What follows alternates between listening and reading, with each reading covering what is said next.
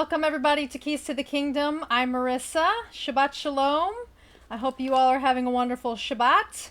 This is take two. We're taking two here. Wouldn't be a Shabbat video without technical difficulties. Okay, so today we are continuing in our whole word study. This is our Shabbat sit down. We are studying the whole word. And we are continuing in the book of Numbers today. We are in Numbers chapters 15 through 21. And we're just going to continue on until we go through our... Yes, thank you, Crystal. Listen, this is a whole production. Like, you have to make sure the sound is where it needs to be, the video's where it needs to be, the internet, everything that you're going to be doing when you're doing one of these videos. It's a whole production. So you have to be prepared. Sometimes I'm not prepared. Shabbat Shalom, Patricia. So glad you can make it, sweetie. So what I'm going to start doing, I'm going to start opening up with this as we go through each of our sections of study. This is the Archaeology Study Bible that I have here. This is the Archaeology Study Bible. And I'm just going to start reading some of the things that are in here because it gives us a good some historical facts, some other meanings of things that we might not notice if we weren't doing like a historical word study. So I'm actually going to open up today with, because we just finished Leviticus. And there's some things in the book of Leviticus that I want to go back and read just at the bottom where it's giving us the archaeological nuggets, so to speak. And then what I'm going to do is just continue on through the book of Numbers, and, you know, with each section I'm going to open up with some, or maybe as I'm reading, I'll mention some of the archaeological information at the bottom here. But let me go back into, if you allow me, I'm going to go back into Leviticus and read some things here because it just broadens our understanding of the scriptures. Sometimes when we're just reading the scriptures, there's a lot of unanswered questions. We're very far removed from that time. I mean, very, very. I mean, we're far removed from even 100 years ago. Maybe even 50 years ago. Our society today is very far removed from any other time in history, so it's important for us to get as much information as we can so that we can fully understand the scriptures that we're reading. And so that's what I'm going to do. I'm going to rewind and read some things out of this Archaeological Study Bible from Leviticus into Numbers. So when we were reading Leviticus, and actually you'll see here in Numbers also, it's still talking about sacrifices. And of course we're going to see sacrifices throughout the rest of the Bible. But this is talk about sacrifice in the ancient Near East. And it says, Israel's sacrificial system, delineated in chapters 1 through 7 of Leviticus, was unique in the ancient Near East for its structure and detail. No manual of sacrifice from other cultures was as elaborate. Because remember, everybody sacrificed around the whole world, but they were not sacrificing to the one true living God. They were sacrificing to multiple gods, sometimes millions of gods. However, the sacrificial system did not operate in other nations of the Levant, and in fact, each of the major 5 Israelite sacrifices was found, in general, in other ancient Near East cultures. In addition, much of the sacrificial terminology and practices of Hebrew sacrifice were found in the texts of pagan peoples, including from Canaan, Moab, Ammon, and Mesopotamia. Thus, there were major points of contact between biblical sacrifices and their ancient Near East context. So there was a lot of similarities. For example, the whole burnt offering of chapter 1 was a sacrificial practice found also in Ugaritic sacrificial texts, or Neo-Assyrian documents. The Phoenician and Punic inscriptions The grain offering of chapter 2 was common in the ancient Near East. In fact, the word mincha, or grain offering, was used in several Northwest Semitic languages to describe tribute given to deities. Also, the peace offering of chapter 3 was found in numerous Semitic and non-Semitic cultic systems of the ancient Near East, such as in the Ugaritic texts. Although there were many similarities between the Levitical sacrificial system and those of the rest of the Levant, the Hebrew sacrifices were unique in a number of ways. First, the pagan rituals were primarily a form of appeasement of the gods and a mechanism to manipulate them. So this is very important. When the other nations were sacrificing to their gods, it was a form of manipulation. They were trying to manipulate the gods not to curse them, manipulate the gods to bring rain and other things. A form of magic to draw the gods to one side. To the pagan, sacrifice was a way to get the gods to bless a person, particularly in fertility. Remember, fertility was a big deal to the nation. Well, it was a big deal throughout all of that, the whole time. Really, up until recently, fertility's been a big deal. It was a means to ensure that one's field, animals, and people would be fertile. The Hebrews, to the contrary, sacrificed in order to acknowledge God's character and worthiness of worship. Do you see the distinction here? It wasn't to get something, it was to acknowledge his worthiness of worship. It was also recognition of one's sinfulness and the need for repentance and forgiveness before a holy God. The sacrificial system of Israel was unique because it came in the context of the covenant between God and his people.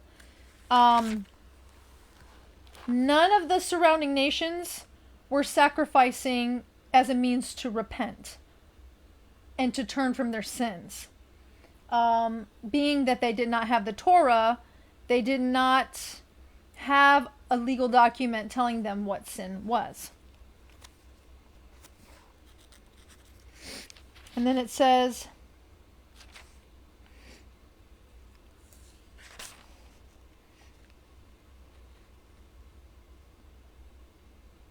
between God and his people,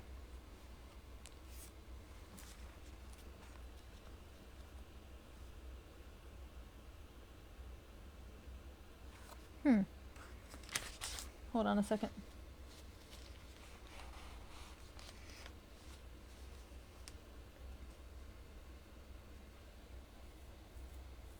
Okay, so here we go.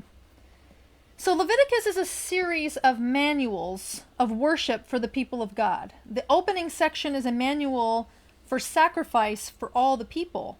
It describes in detail 5 major offerings are to be offered before the Lord. So remember that. There was 5 different types of offerings. This is important for you to remember, especially throughout Scripture.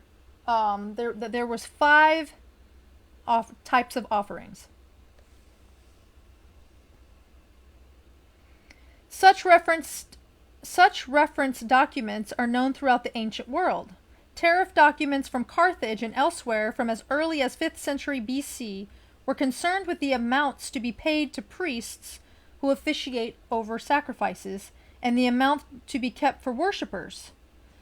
Leviticus 1 through 6 is an example of such prescriptive ritual texts in ancient times. Okay, so you had the burnt offering, and there was 3 types of burnt offerings are provided in this section, ranked according to economic cost to the worshippers, so based on your ability to provide this offering. The first category is animals from the herd, the second is from the flock, and the third is from birds. In all cases, the animal is to be slaughtered at the door of the tent of meeting, the blood is drained, unclean parts disposed of, and the remainder burnt entirely on the altar of sacrifice. The depiction of the Lord spoke from the tent is reminiscent of deity scenes in Ugaritic Canaanite literature. The chief god of the Canaanite pantheon, El, is pictured as living in a tent and revealing his will by means of oracles. Some commentators argue that this is perhaps an example of Israel appropriating a religious concept from the Canaanites and applying it to their own god. Some suggest it is perhaps an example of syncretism. Now, mind you, this is giving you the opinions of all these different scholars, mind you.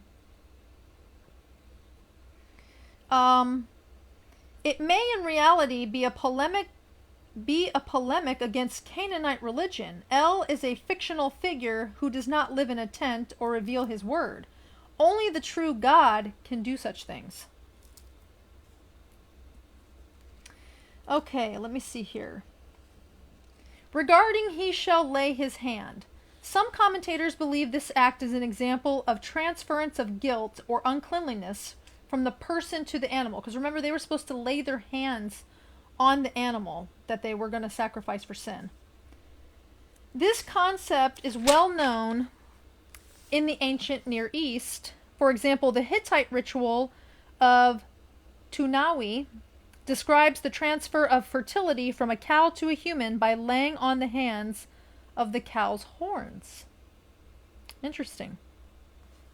So this next part says, you know how the Bible says, it was a pleasing aroma whenever they would offer a sacrifice. It says it was a pleasing aroma to the Lord. Well, this says that this phrase was idiomatic in the ancient Near East to describe a deity's acceptance of the sacrifice. It wasn't that he literally liked the smell of the sacrifice. It was an idiomatic. There's a lot of idiomatic phrases in the Bible that aren't necessarily literal.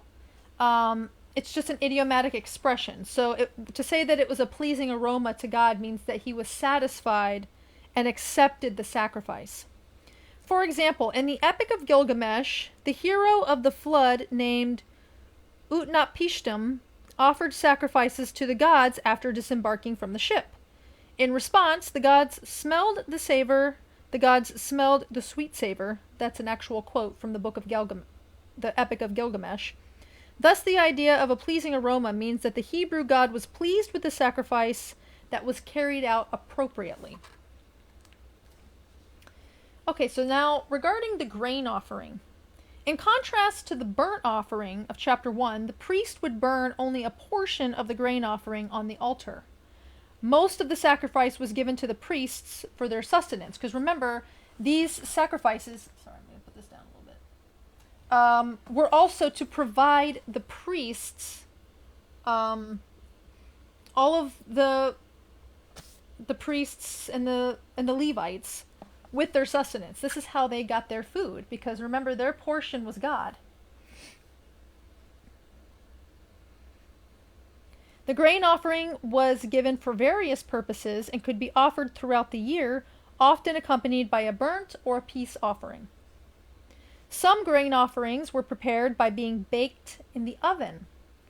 Ovens of the late Bronze and the Iron Ages were often shaped as a truncated cone with an opening at the bottom for a fire. Sometimes the outside of the oven was covered. Just imagine a pizza stone. Only probably smaller, possibly. The grain offering is not to include any leaven or honey. Some believe that both substances cause fermentation or decay and are thus prohibited. Others argue that perhaps the ancients understood them to be living organisms, banned because only dead organisms may be offered on the altar. That's interesting. It may also be that these elements were prohibited because they were used in pagan cults. Honey is known to have been an essential element of sacrifice in ancient Canaan, Mesopotamia, and Syria. Did not know that. Canaan, Mesopotamia, and Syria used honey in their pagan cult sacrifices. What a waste of honey. Regarding salt, the use of salt in the Israelite sacrificial system is confirmed by the large amount of it brought into the temple in the time of Ezra. That's the time that they came back from Babylon, the Babylonian exile, and they were starting to rebuild the Second Temple. The purpose of salt in sacrifice is probably the opposite of yeast and honey. Salt is a preservative that prevents decay and putrefaction, and it also has a symbolic value. It is here called the salt of the covenant, perhaps symbolizing the preservation of the covenant and its binding nature to the worshippers. And I'm also pretty sure it was more palatable for the priests who were going to be eating the sacrifice if there was salt. You know, you have to salt your meat. Otherwise, it doesn't taste very good. But remember what Yeshua said? He said, "You are the salt of the earth." Salt that doesn't have flavor, what good is it? It doesn't do any good.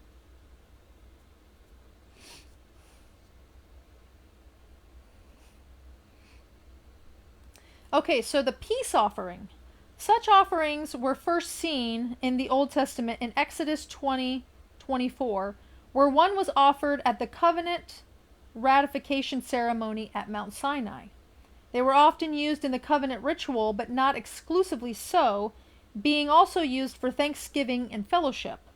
A similar type of offering is found in the Ugaritic literature, where it refers to offerings given to a god that bring peace and reconciliation between the people and their deity.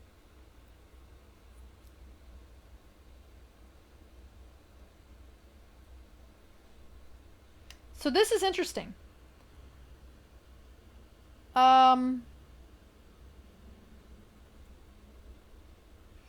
Male or female. It's talking about choose from the herd a male or female. It was customary in the Near East for worshippers to sacrifice male animals to male gods and female animals to goddesses. The lack of gender distinction in Hebrew worship may in fact be a polemic against that pagan practice. So where you have the surrounding nations sacrificing a male animal to a male god and a female animal to a goddess, you don't see that here. There's a lot of instances where it's like male or female, and maybe that's why. Now, you were supposed to remove the kidneys and the liver. Some commentators believe these organs were removed from the animal because they were to be used in divination, a common form of forecasting of the future. Believe it or not, this is kind of weird. I mean, obviously for us, especially today, this is super weird. But I actually saw a documentary of these Africans still to this day in Africa. I don't recall the group or the country, but it was in Africa. It was a remote area in Africa where they still practiced their pagan rituals and sacrifices. And they would take out the liver or the kidneys, and they would somehow read it, kind of like tea reading, I guess, or palm reading, maybe. They would do it to forecast what the future was going to be, but it was with the liver or the kidney. A common form of forecasting the future or discerning the will of the gods. The inspection of animal organs to discover the future. See, that confirms they're still doing it to this day, because I saw a documentary on it not too long ago. In Leviticus, to the contrary, there was no sense of magic or divination involved. The kidneys and liver were considered choice organs reserved for God because he deserves the best parts of the sacrifice. I don't eat liver. I just feel like it's an organ that filters. It's like eating a filter, so I just can't bring myself to eat liver. And I wouldn't eat kidneys either. The peace offering was to include the whole fat tail, not just part of the animal's tail. This likely refers to the broad tail that is characteristic of sheep in both ancient and modern Palestine. The priest was to burn the choice parts on the altar as a food offering. In ancient Near East texts, pagan worshippers are pictured as giving food for the physical sustenance of their deities. Some commentators understand this practice as the context for the Hebrew peace offering. Nowhere in the Old Testament, however, is it taught that God is in any way nourished by sacrifice. A peace offering was to remind God's people that He is the sole provider of life, food and water and all things. He's the one that gives the necessities of life to mankind, which is what is being celebrated. Okay, so now we have sin offering. All people are sinful. This truth is underscored in this passage because every class of Hebrew society is included. Commoners, priests, and leaders, no one is exempt.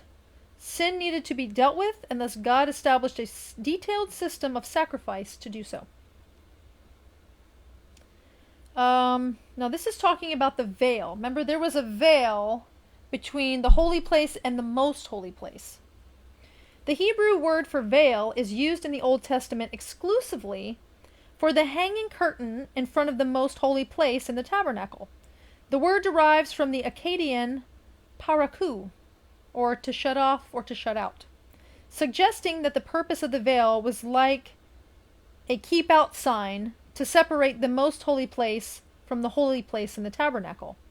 Why was the priest to splatter blood here? The priesthood itself was defiled, and priestly contamination could penetrate the area where priestly duties took place. So that's why they were required to sprinkle blood.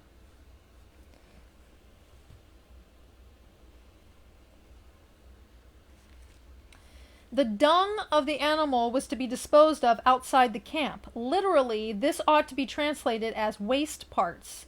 This may certainly include dung, but it is often used in the Old Testament of the least valuable parts of the victim, such as basically everything that you would not eat.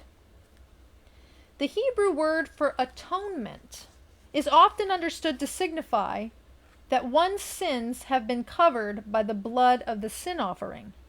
The term, however, is found in other ancient Near East languages, most notably Akkadian, in which it means to cleanse or to wash away. It thus carries the idea that the sin and guilt of the worshipper were not merely covered, but removed. Cleansing from impurity was not unique in the Hebrew cultus. In ancient Phrygia, for example, it was customary to purify a person by placing him in a pit. On top of the pit was placed a wooden platform with small holes on it. An animal would be slaughtered on the platform, and its blood would flow through the holes and drop onto the person beneath. As the blood came down on the entire person, including his head, hands, feet, and body, he was supposedly purified. So even in other cultures, blood was supposed to cover you and sanctify you in some way. Now, the guilt offering appears to be directed towards particularly heinous sins. Chapters 5 through 16 deals with sins against the sanctuary. Chapters 6 and 7 with sins that are notoriously deliberate. The guilt offering was a reparation sacrifice to repair a broken relationship between a sinner and God, brought on by the sinner's breach of faith.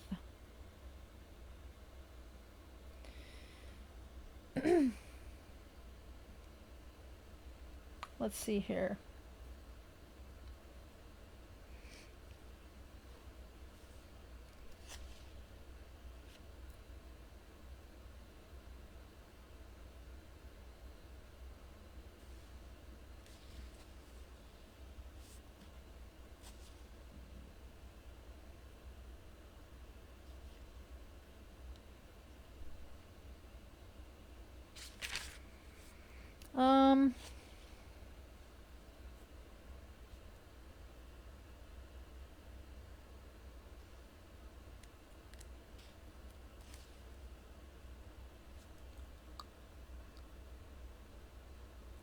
Okay, I'm going to read this part here. This is covering the chapters having to do with this consecration of Aaron and his sons. And it says, this highly structured, well-designed narrative, the phrase, as the Lord commanded, appears 7 times, providing structure and symmetry to the passage.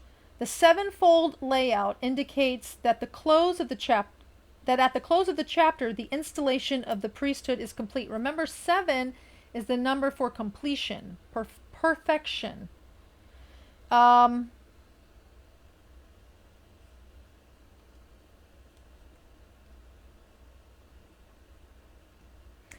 There was a feast that happened in chapter 8, verse 31, and it says that this feast was a covenant meal serving as a ratification ceremony to celebrate the sealed oath between God and his priesthood. This is when he was establishing the priesthood with Aaron and his sons. It was a common custom in the ancient Near East for parties of the covenant to seal the covenant by enjoying a meal together. Now in verse 35, it says, at the entrance of the tent of meeting you shall remain day and night for 7 days. So here we see that 7 again. The number 7 in Hebrew literature symbolizes completion and fulfillment. The purification of the priesthood was incomplete until the 7 days were finished. You'll see a lot of numbers throughout the Bible, but 7 has a very special place, and you'll see it over and over and over.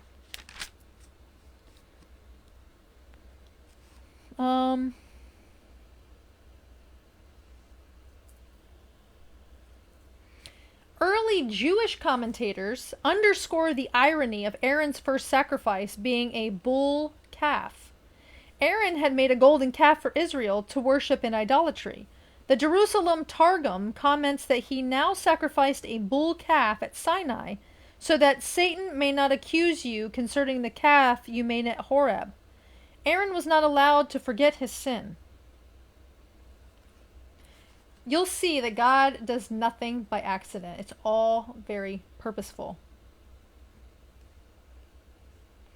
Unauthorized. This is when Aaron's 2 sons died because they sacrificed unauthorized, or they gave an unauthorized offering to the Lord. The word unauthorized is literally strange or foreign.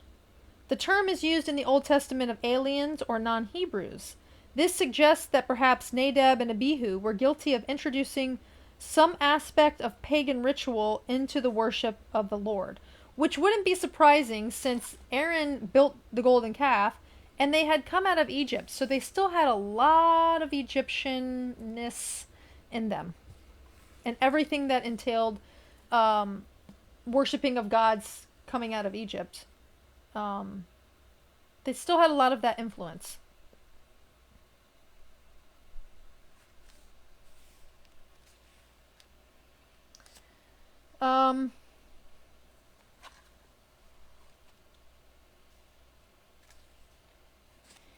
So the priesthood was not to partake of intoxicating beverages before or during service in the tabernacle.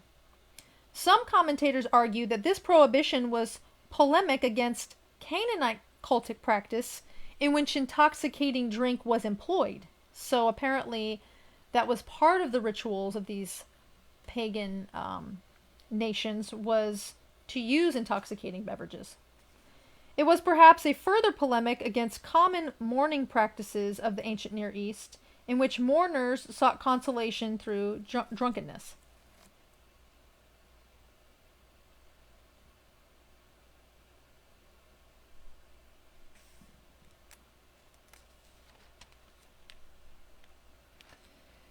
Okay, so regarding the dietary regulations, we went through that when we went through Leviticus, all of the dietary regulations. What's clean, what's unclean, what is considered food and what is not considered food. This catalog of dietary regulations was unique to the Hebrews. No similar type has been found in the rest of the ancient Near East. Why God classified certain animals as clean and others as unclean is a matter of debate. Some rabbinic teaching claim that God was merely being arbitrary. Maimonides, for example, stated, "We cannot say why one offering should be a lamb whilst another is a ram, and while a fixed number of them should be brought. Those who trouble themselves to find a cause of any of these detailed rules are in my eyes devoid of sense. Some modern commentators argue that some of the animals were pronounced unclean because they were used in pagan worship. The pig, for example, was used in Egyptian worship. According to Herodotus, the pig was sacred to the god Osiris. And the cultic celebration of that deity involved slaughtering a pig outside the participants' houses. The pig was a clean, sacred animal in the Baal cult of Phoenicia and the Ishtar cults in Cyprus. The pig bones have been found in the Canaanite cultic texts at the Tel El Farah in Palestine. Isaiah 65:4 supports the claim that pagans regarded the pig as a clean food. The serpent was considered sacred to the fertility goddess. Throughout the ancient Near East, the heron and certain types of fish were venerated in Egypt. So these other cultures used unclean animals. They're thinking that maybe the thing is that even before the Torah was given at Mount Sinai, Noah was to bring clean and unclean birds, because then he was going to make a sacrifice using clean birds after the ship stopped floating. I believe that there was always the knowledge of what was an unclean animal and what was a clean animal. I don't believe it just started at Mount Sinai.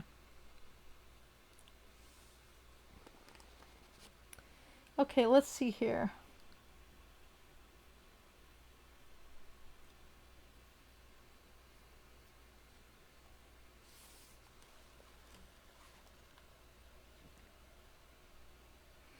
Yeah, see, the pig was domesticated in Palestine as early as the Neolithic period. There is no evidence that pagan peoples of the ancient Near East considered the pig unclean. To the Hebrews, the pig became the prime symbol of paganism and filthiness. During the time of Antiochus Epiphanes in the intertestamental period, many Jews were executed because they refused to break the law by eating pork. A story is told of a mother and her 7 sons being put to death for this reason. That's found in the book of Maccabees. We normally read that during, Hanukkah. Romans and Egyptians often avoided fish without scales for the sake of health and hygiene. Interesting. Did not know that.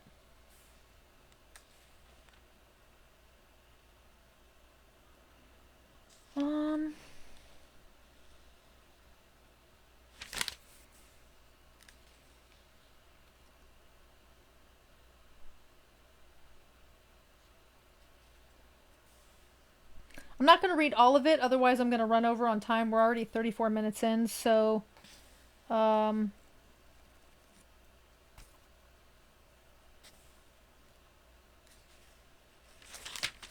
me see here.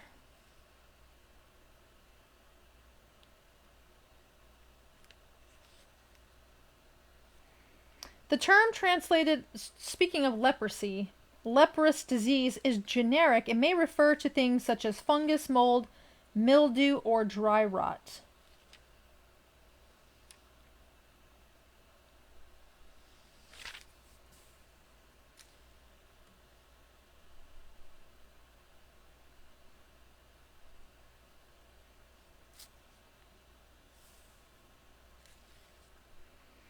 Okay, so in chapter 15 of Leviticus, it talks about bodily discharges and how they all make you unclean. Both the man and the woman are considered unclean after sexual intercourse. You're considered unclean, ritually impure, and prohibited from entering the sanctuary until evening. This may have been a polemic against ancient Near Eastern cultic activity. In some pagan cultures surrounding Israel, temple prostitution was rampant. Male and female cult prostitutes were attached to central shrines. The Canaanites in particular believed that such activity helped to ensure fertility of their land, people, and animals. And of course, that would be true because you're worshiping fallen angels and they are perverted in everything that they do, and they go against everything that is right and good, and that the Most High considers righteous.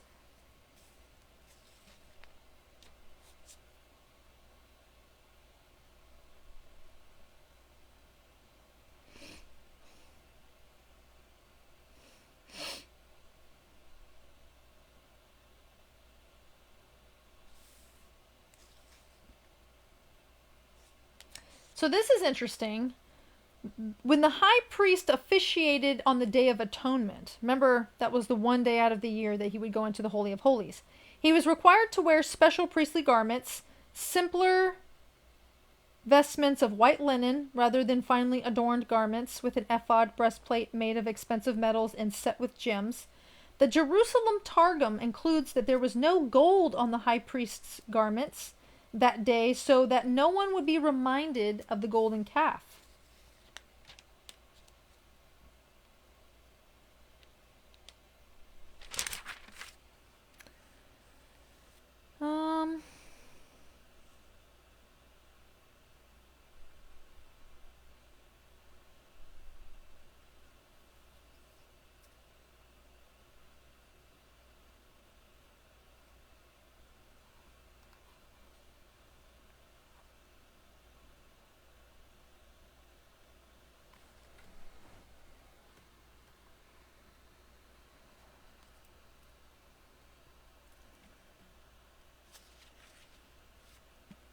Bear with me, I'm trying to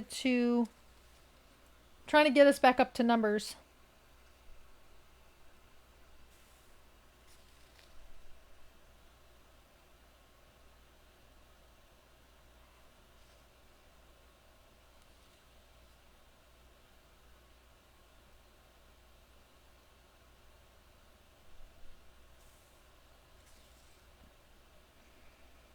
I don't know if you remember when we were in Leviticus, it talked about, in chapter 17, it talked about how they were making sacrifices outside of the camp to goat demons. And it says here, apparently the Israelites had been making sacrifices to goat demons in the wilderness. A later instance of goat idolatry is described in 2 Chronicles 11:15, where Jeroboam I institutes a priesthood in the northern kingdom to oversee goat idols.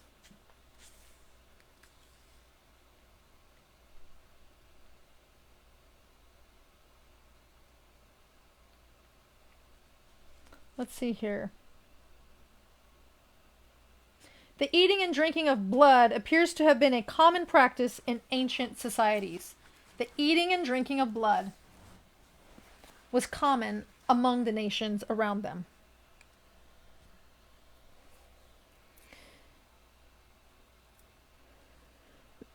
Animal blood was not to be used indiscriminately by the Israelites, as it commonly was among the pagans of the ancient Near East. For instance, the enemies of Ashurbanipal, king of Assyria, were pictured slitting open their camels' stomachs to drink their blood.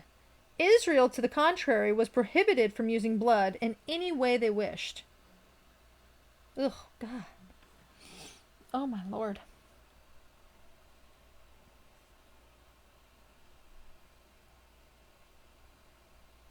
Every law was making a distinction, was given to Israel to make them very distinct and separate and set apart from these surrounding nations. You shall not do as they do.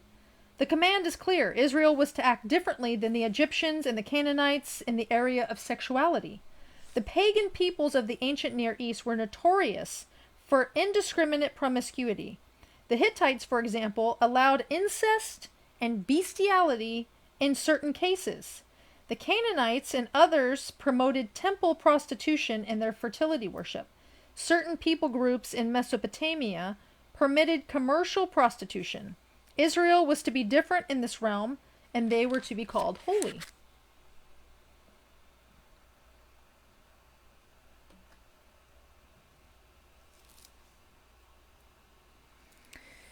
Molech, we've heard of Molech before. This was the god of the Ammonites. The exact nature of this offering is a matter of debate. Some believe it was merely giving children to the cult of Molech to become temple prostitutes. It more likely, however, was a prohibition against child sacrifice, a practice well known in ancient Near East and Mediterranean worlds, such as Carthage, because he specifically gave a command in chapter 18:21 that says, you shall not give any of your children to offer them to Molech and to profane the name of your God.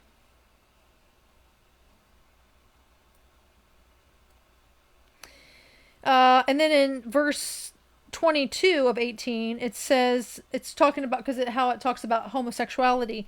The act of male homosexuality was forbidden by this verse. It was a common practice among the Canaanites, and even pagan priests participated in it. The Old Testament condemnation of homosexual practice was unique in the laws of the ancient Near East. So again, we see how these laws were unique to the surrounding nations' practices. Okay, he did not want his people to do any of these abominable practices like the nations did. The Hebrews were not to lie with any animal. Bestiality appears to have been generally accepted in the Near East and was often thought to have a magical force. The Hittites restricted its practice, prohibiting it except in the case of a horse or a mule. Okay.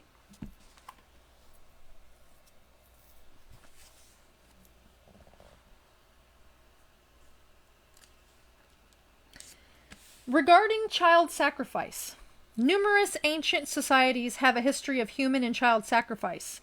For instance, ancient Indians, Greeks, Italians, Teutons, Slavs, Japanese, African tribes, some South Sea Islanders, and particularly early American tribes, such as the Aztecs and the Mayans, at one time sacrificed humans. Child sacrifice was practiced in the ancient Near East, as attested in the ancient texts and archaeological discoveries. One related major archaeological find was the site of a Tophet in ancient Carthage. A Tophet was a place of child sacrifice and burial. Archaeologists uncovered a cemetery at Carthage that contained the remains of children ritually sacrificed as burnt offerings. The cemetery was in use from 750 to 146 BC. Excavators estimated a minimum of 20,000 burials in the years 400 to 200 BC. The Greek author Cleotarchus commented on Carthaginian child sacrifice, and he says this: out of reverence for Kronos, the Phoenicians, and especially the Carthaginians, whenever they seek to obtain some great favor, vow one of their children, burning it as a sacrifice to the deity, if they are especially eager to gain success. Now, you can imagine how these false gods would be appeased by the sacrifice of your child. How these fallen angels, these demons, these Nephilims, all of them, I can see how they would be appeased by the sacrificing of your child. And remember, they did this because they knew that it would bring about a certain outcome for them. You know, this magic that they practice, it worked. I mean, this stuff, it worked, because who is the Lord of this world for now? You know, Lucifer and his minions.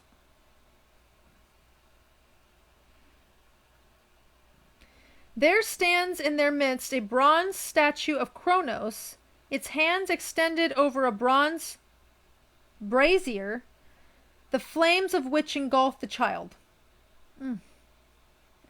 Carthage was a port city founded by Phoenicians in the 8th century BC.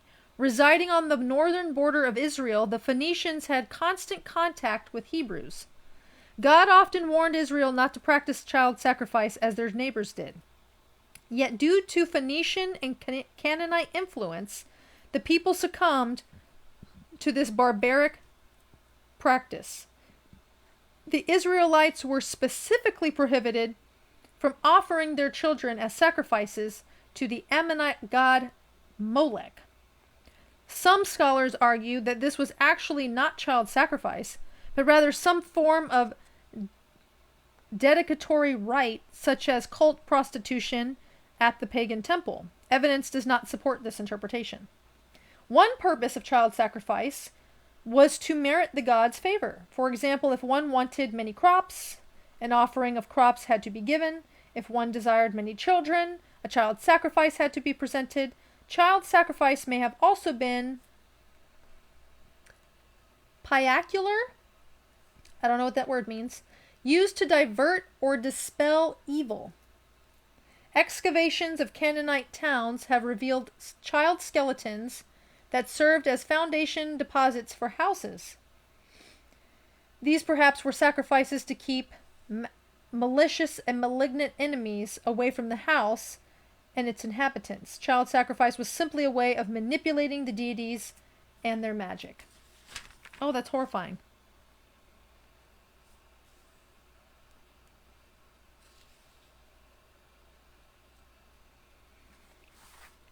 Israelites were prohibited from practicing omen interpretation. You were not supposed to follow omens. This form of divination was widespread in the ancient Near East as a means of predicting the future. The word for tell fortunes is related to the Hebrew word for cloud, and therefore may refer to the practice of predicting the future through the movement of the clouds.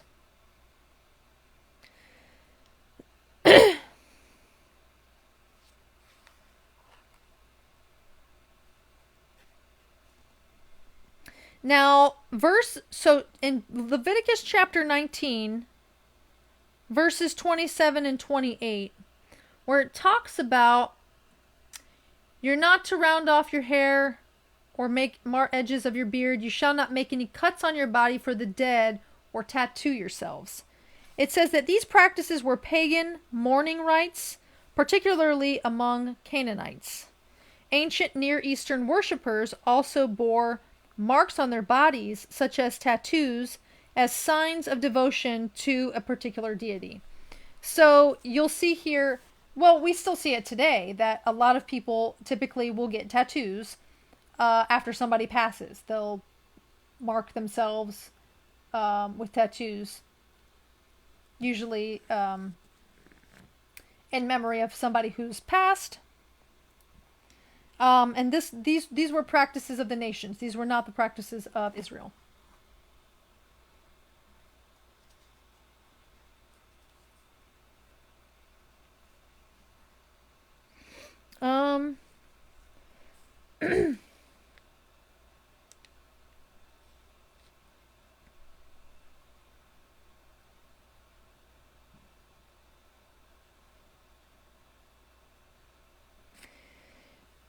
So chapter 20, verse 20, it says,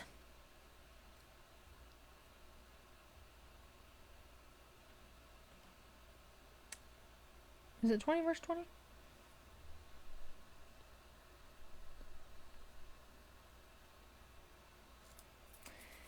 It's talking about being childless. To be childless in the ancient Near East was seen as severe punishment, bordering on calamitous. For the ancient believer, this meant no posterity to remember one's existence. Remember, for most of history, if you were childless, it was considered severe punishment. And this is why you see so much heartfelt prayer going into a lot of a lot of the barren women that we see throughout the Bible.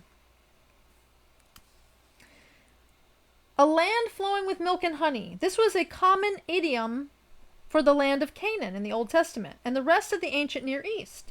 Egyptian texts refer to Canaan as a lush land. In the story of Sinhu, calls Canaan a good land, plentiful as was its honey. There was no limit to any cattle. In an ironic way, Egypt itself was well known in antiquity for both milk and honey. In Numbers 16:13, the Hebrews complained that Moses had brought them out of a land flowing with milk and honey. So Egypt was considered a land with milk and honey. It just meant that it had an abundance of everything that you needed. It was lush. It was full of abundance.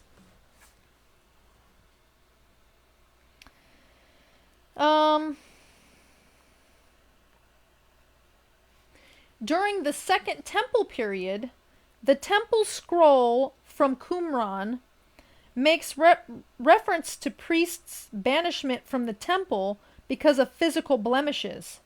In the 1st century BC, Hyrcanus II was prohibited from resuming his high priesthood because Antigonus had cropped his ears to prevent him from holding the office again.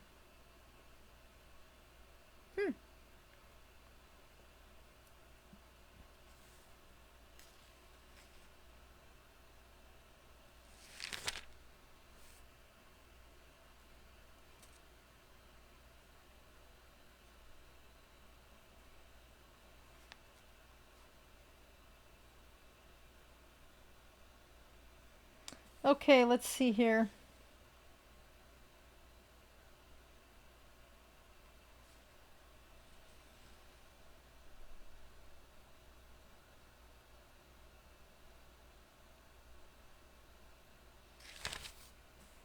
We're almost to Numbers, actually.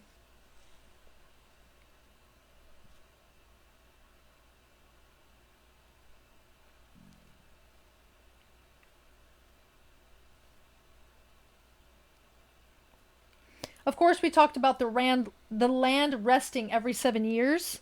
Every 7th year, the land was to lie fallow in Israel. One of the benefits of this practice was the reduction of sodium in the soil, allowing the land to produce more in the other years. In the year of Jubilee, liberty was to be proclaimed throughout the land of Israel. This word was used in Akkadian documents to announce a general release by the king's edict.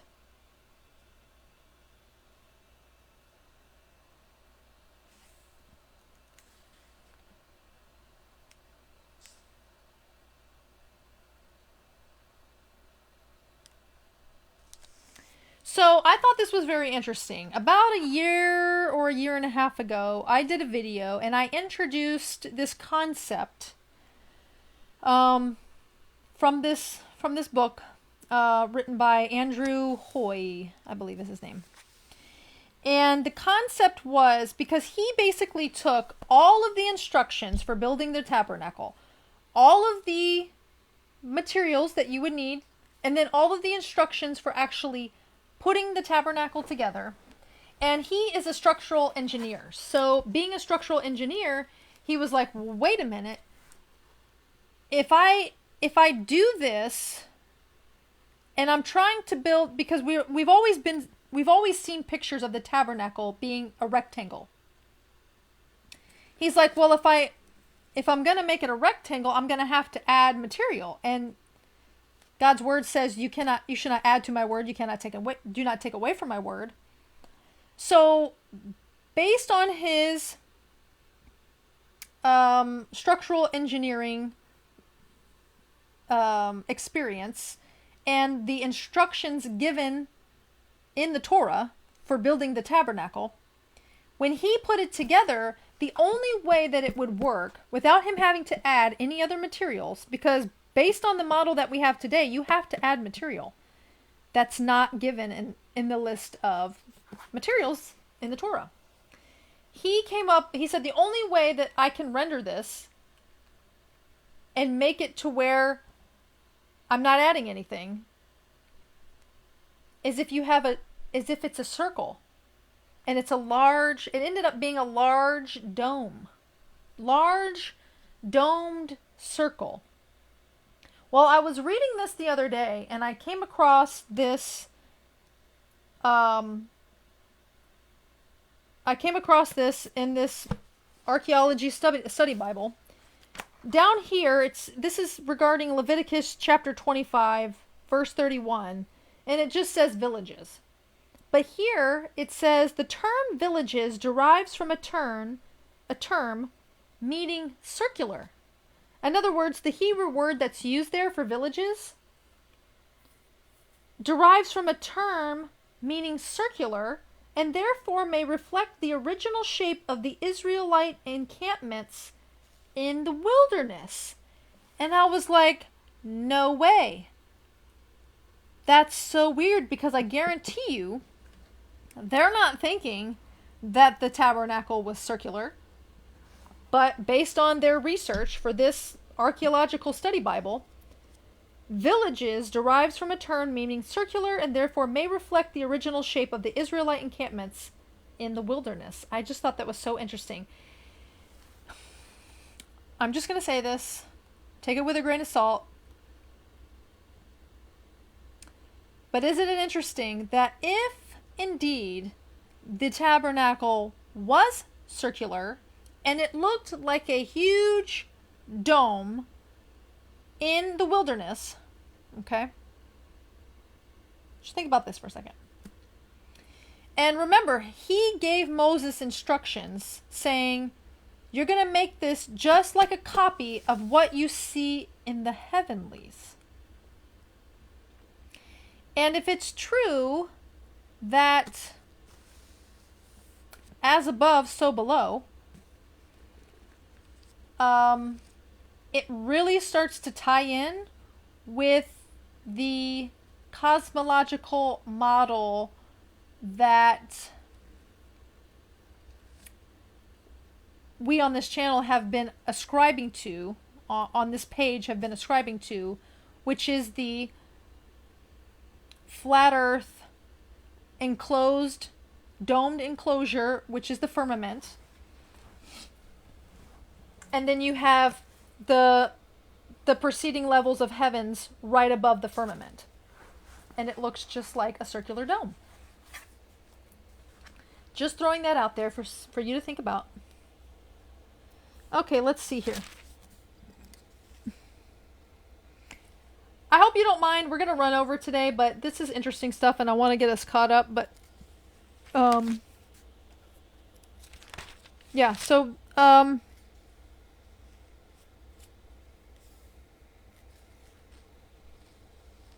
okay, so we're just going to end there. And now we're going to go into the book of Numbers, and I'm just going to catch us up in the book of Numbers.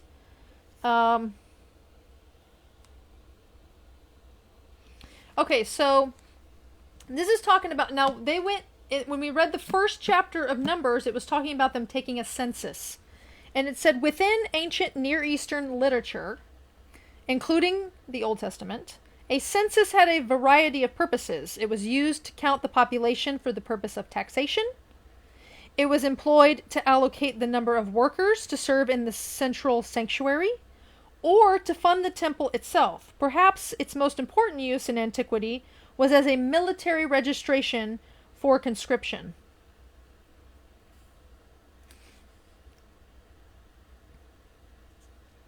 And now they were talking about how 20 years old and upward was the age that you could be in the military. Apparently, this appears to be a common age of conscription in the ancient Near East, and in particular Israel. So it was common for 20-year-old and upward to serve in that way.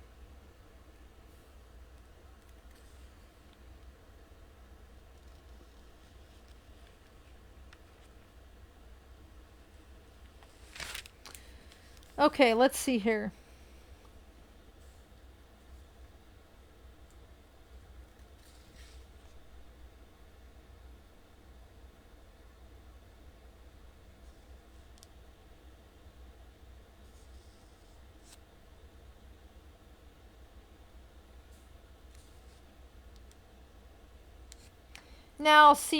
See when it's talking about the camp facing the tent of meeting on every side.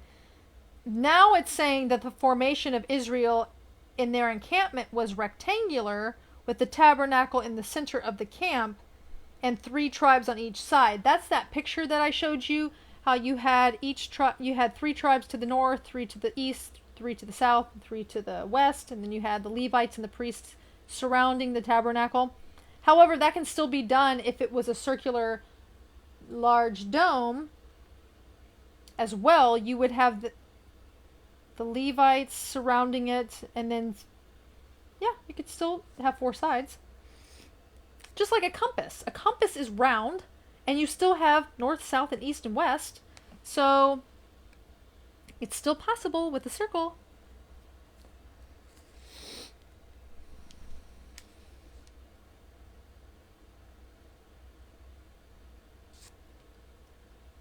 So this is interesting when it talked about the banners, because they would each have a banner. Remember how I told you that it was more than likely a flag with some sort of insignia on it, signifying which tribe they represented.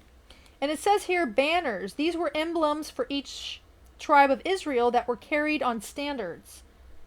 The Jewish text Numbers Rabbah, this is in some ancient Jewish texts, say that each banner had a different color corresponding to colors of the stones on the high priest's breastplate.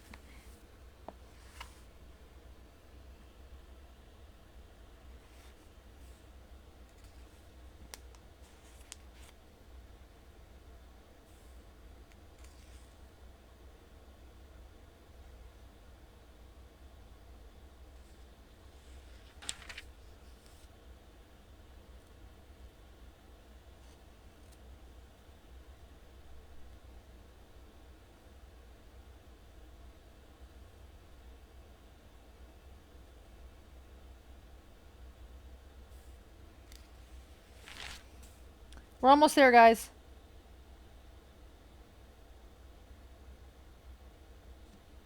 Do you remember when I was talking to you about the way that they would find out, like, so let's say a husband suspected his wife of adultery, but he didn't have any proof for it.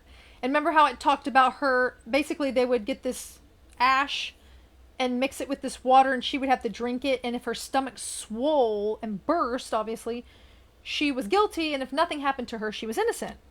Well, it says a test for adultery was a common practice in the ancient Near East. For example, Law 132 of the Babylonian Code of Hammurabi specified if the finger was pointed at the wife of a seigneur or a freeman because of another man, but she has not been caught while lying with the other man, she shall throw herself into the river for the sake of her husband. This law, like the biblical passage, does not assume the woman's guilt. She had to undergo a water ordeal to test her fidelity. Basically, they all had ways of testing someone's fidelity, and they varied in different ways.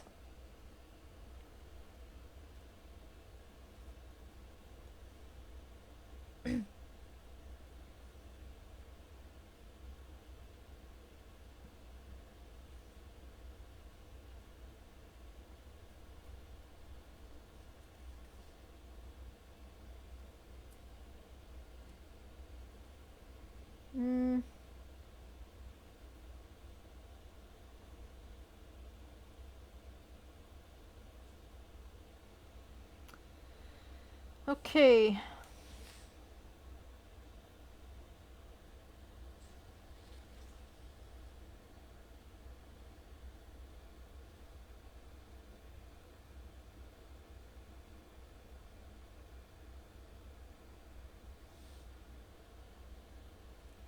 So the Aaronic benediction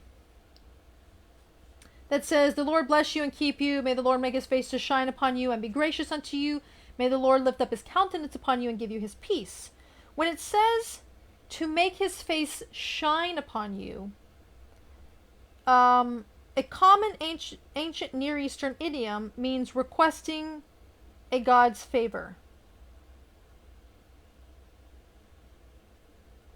When it says to lift up his countenance upon you, the text calls for the Lord literally to lift up his face. This was another formula frequently used in ancient Near Eastern texts to ask for a deity's comfort.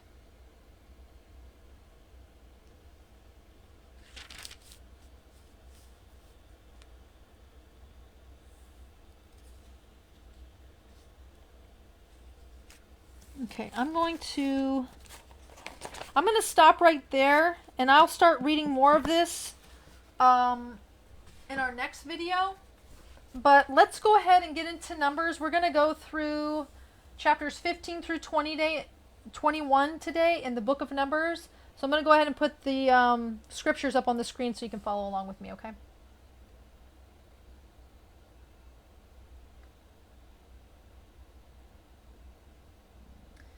All right, so here we are in chapter 15. This says the laws about sacrifices.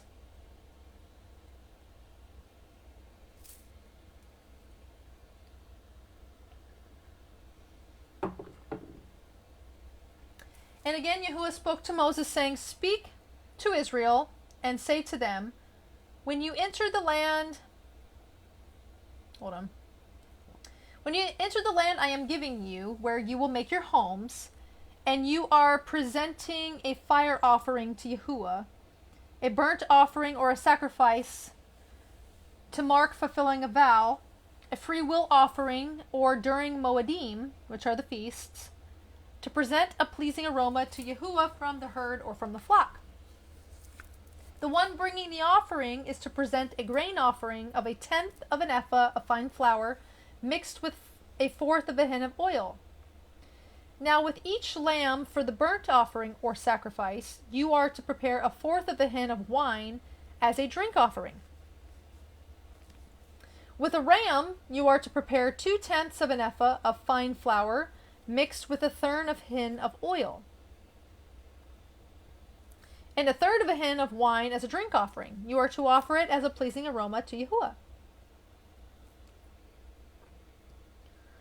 Whenever you are to prepare a young bull for a burnt offering, a special vow offering, or a fellowship offering to Yahuwah, bring with the young bull a grain offering of 3/10 of an ephah of fine flour mixed with 1/2 a hin of oil. You are to also offer as the drink offering 1/2 a hin of wine as a fire offering, a pleasing aroma to Yahuwah. This is to be done for each bull or ram, for each young goat or lamb. Do this for each one, for as many as you prepare. Everyone native born is to do these things, like so when bringing a fire offering as a pleasing aroma to Yahuwah. Whenever an outsider resides with you, or whomever is among you for your generations to come, and he is to present a fire offering as a fragrant aroma to Yahuwah, as you do, he must do exactly the same as you are doing. So what he's saying is, once again, anytime there was someone that was not native born coming in to do these laws and practice, to reside with them, they had the same exact law as the native Israelites. The community will have the same rules for you as well as for the resident outsider. It will be a lasting statute throughout your generations. As for you, so for the outsider will it be for Yahuwah. The same Torah and the same regulations will apply to both you and the outsider residing among you. Yahuwah spoke to Moses, saying, "Speak to Israel. Say to them, when you enter the land to which I am taking you, and you eat some of the food of the land, you are to offer a portion to Yahuwah. You are to offer a cake from the first of your ground up meal as an offering from your threshing floor, and so you are to lift it up. Throughout your generations to come, you are to give this offering from the first of your ground up meal."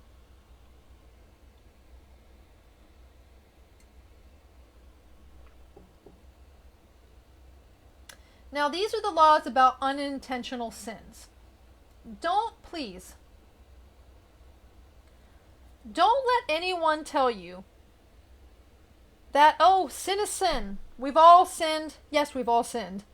But don't let anyone tell you that all sins are the same. This is an absolute ridiculous statement. And you don't see any proof of that anywhere throughout the Bible. Yes, we have all committed sin, but not all sins are the same.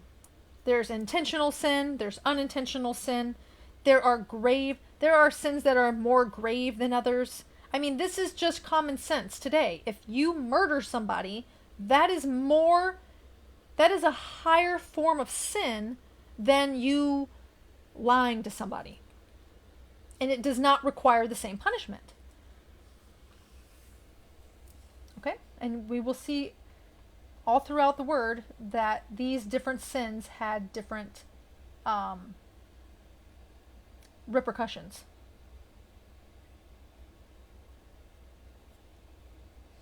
So regarding unintentional sin, one that you did but you didn't know you were doing it. If you unintentionally fail not keeping any of these mitzvot that Yahuwah related to Moses, that is, if anything that Yahuwah commanded you through Moses' hand, from the day Yahuwah commanded and onward throughout your generations, and it is done unintentionally, out of sight of the community, then the entire community is to offer one young bull from the herd for a burnt offering as a pleasing aroma to Yahuwah, along with its appropriate grain offering and drink offering, and one male goat as a sin offering. So the Cohen, the priest, will make atonement for the entire community of Israel, and they will be forgiven. For it was unintentional, and they brought a fire offering and their sin offering to Yahuwah for their error. So the whole community of Israel, along with the outsider residing among them, will be forgiven, for all the people were involved in unintentional wrongdoing. But if one person should sin unintentionally, he is to bring a year-old female goat for a sin offering. The Cohen is to make atonement before Yahuwah for that person who erred by sinning without intent, and he is to be forgiven when atonement has been made for him. Whether a native born of Israel or an outsider living among them, one Torah applies to you for the one sinning unintentionally. But the person who sins defiantly, whether native or outsider, reviles Yahuwah, and that person is to be cut off from his people, because he has despised the word of Yahuwah and has broken his commandment. That person will certainly be cut off. His guilt will remain on him. So you see the difference between an intentional sinner and an unintentional sinner. While Israel were in the wilderness, they found a man gathering wood on the Shabbat. Those who found him gathering wood brought him to Moses, Aaron, and the entire assembly. They kept him under arrest, not being clear what was to be done to him. Yahuwah said to Moses, "The man has to die. The whole assembly is to stone him with stones outside the camp." So the whole assembly took him outside the camp, and they stoned him with stones, and he died, just as Yahuwah commanded him. So this person did not commit an unintentional sin. He committed an intentional sin to break the Sabbath.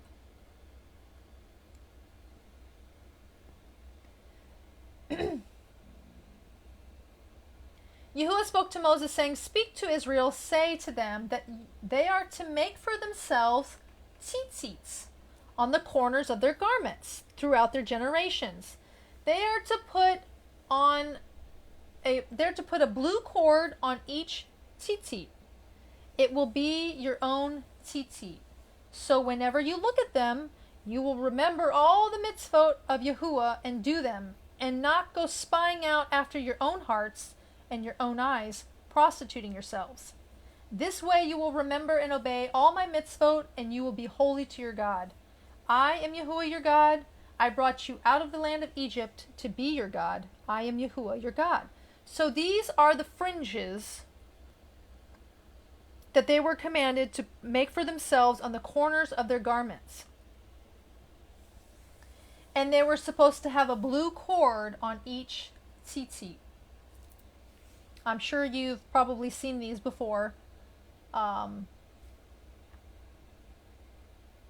And you'll see in this passage, it's unclear whether it was just supposed to see, like today, it's usually the males that wear the tzitzits, but I haven't studied it deep enough to know for sure whether it was supposed to be for everybody or just the males. But this does not clearly say just for the males.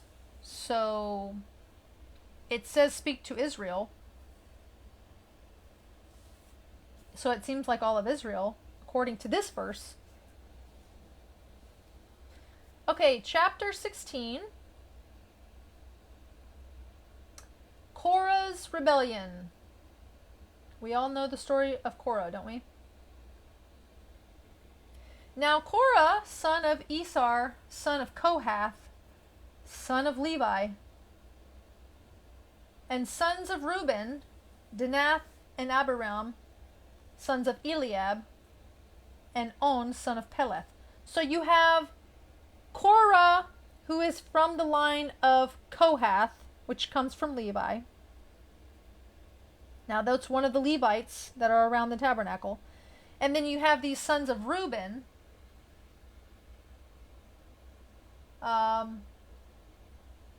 rose up against Moses and took 250 men from Israel, men of renown, who had been appointed to the council. So check this out. They rose up against Moses and took 250 men from Israel, men of renown, who had been appointed to council. They assembled against Moses and Aaron and said to them, "You've gone too far. All the community is holy, all of them, and Yahuwah is with them. Then why do you exalt yourselves above the assembly of Yahuwah?" When Moses heard this, he fell on his face. Then he said to Korah and all of his following, saying, "In the morning Yahuwah will reveal who is his and who is holy. The one whom he will let come near to him will be the one he chooses to come near to him. Do this, Korah, and your whole following. Take for yourselves censers. Put fire and incense into them in the presence of Yahuwah. Tomorrow the man that Yahuwah chooses will be the Holy One. You sons of Levi are the ones who have gone too far." Ooh, Moses is not having it right now. I mean, they're accusing Moses of something he hasn't even come close to doing. He has not exalted himself above all of Israel at all. Remember, Moses is the most humble man that ever lived. And they're accusing him of exalting himself. And Moses is like, "Okay, you sons of Levi are the ones who have gone too far." And Moses also said to Korah, "Now, listen now, sons of Levi. Isn't it enough that the God of Israel has set you apart from the community of Israel to bring you near to him, to do the work of the tabernacle of Yahuwah, and to stand before the community to minister to them?" Apparently that was not enough. "So he brought you close, along with all your fellow sons of Levi. But you are seeking the priesthood too?" So now you have, because remember, the sons of Levi were the Levites, and they had a lot of priests. They had a lot of duties in the tabernacle, pertaining to the tabernacle, but they were not priests. The priests was the line of Aaron only. Okay. Now Moses and Aaron were both from the tribe of Levi. But the tribe of Levi just entailed the duties in the tabernacle, but the priestly duties were only through the line of Aaron. Aaron's line was the only line that did the priestly duties. Okay? So now you have the sons of Levi coming against basically wanting the priestly duties also. Basically, this is not enough for us, and they're rebelling.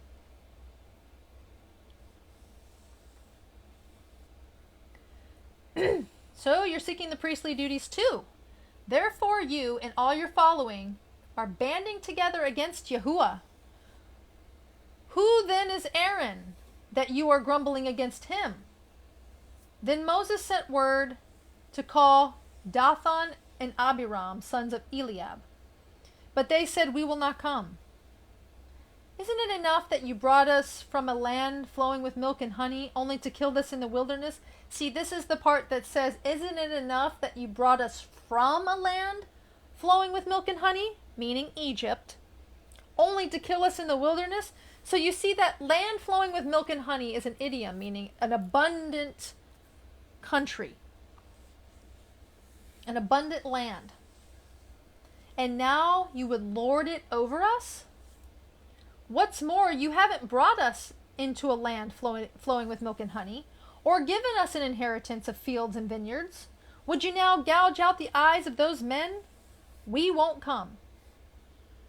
Then Moses became very angry and said to Yahuwah, do not accept their offering. I haven't taken from them a single donkey, nor have I wronged one of them. So he's pleading to Yahuwah on his own behalf. So Moses said to Korah, you and your whole following are to appear before Yahuwah, you, they, and Aaron, tomorrow. Each man will take his censer, and you are to put incense into them. 250 censers total. You are to present it before Yahuwah, you and Aaron, each presenting his censer. So each man took his censer, put fire and incense into it, and stood with Moses and Aaron at the entrance of the tent of meeting. When Korah and his following, when Korah and his following had assembled in opposition to them at the entrance to the tent of meeting, then the glory of Yahuwah appeared to the entire assembly. Then Yahuwah spoke to Moses and Aaron, saying, this is what Yahuwah says, separate yourselves from among this assembly, so that I may consume them all at once. But they fell on their faces and cried out, O God, God of spirits of all flesh, if one man sins, will you be angry with the entire community? Then Yahuwah spoke to Moses, saying, speak to the assembly, saying, move away from the dwelling of Korah, Dathan, and Abiram. Moses got up and went to Dathan and Abiram. The elders of Israel followed after him. He warned the assembly, saying, move away from the tents of these wicked men. Don't touch anything that is theirs, or you will be swept away because of their sins.